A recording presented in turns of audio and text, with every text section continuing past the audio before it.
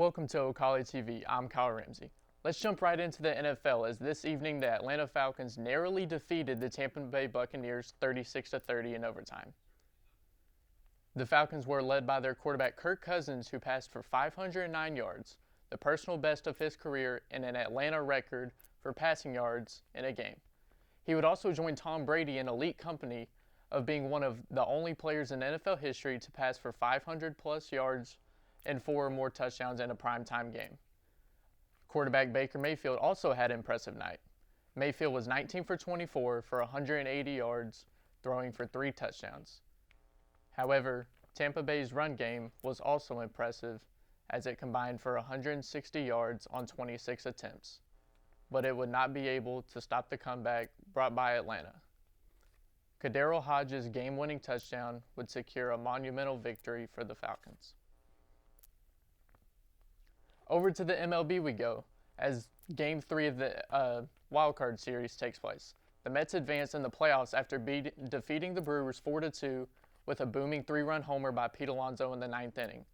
Game 3 of the wildcard series started off as a pitching battle between Jose Quintana and Tobias Myers, with Myers pitching 5 shutout innings and Quintana holding the Brewers until the 6th inning. Milwaukee seemed to have the upper hand over New York after they broke the scoreless tie in the 7th inning with back-to-back home runs on consecutive pitches. The game remained 0-2 until the 9th inning came around. With 2 runners on the corners, Pete Alonso stepped up to the plate and hit the biggest home run of his career into right field against all-star pitcher Devin Williams, giving the Mets the lead. The game ended with one more insurance run to make the final score 4-2, which a double play made by the Mets to clinch their spot and advance to the NLDS of the playoffs, eliminating Milwaukee.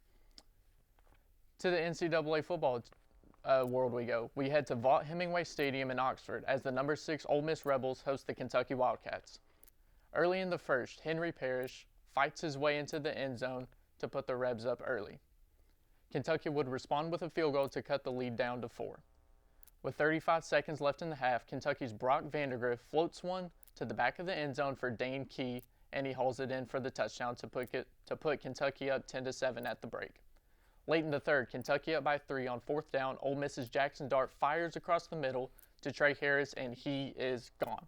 48 yards for the score, and Ole Miss is back ahead 17-10.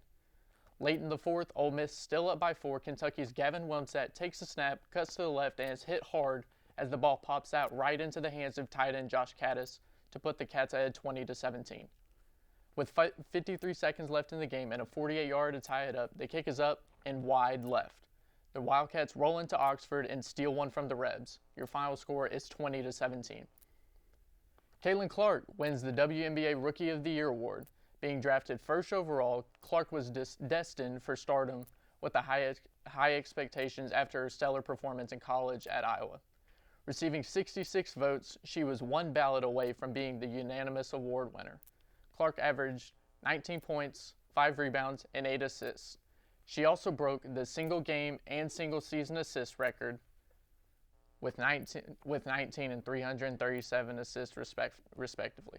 Her team, the Indiana Fever, finished the season with 20 wins and 20 losses and lost the first round of Clark's first playoff appearance. That's all for Ocali TV. I'm Kyle Ramsey.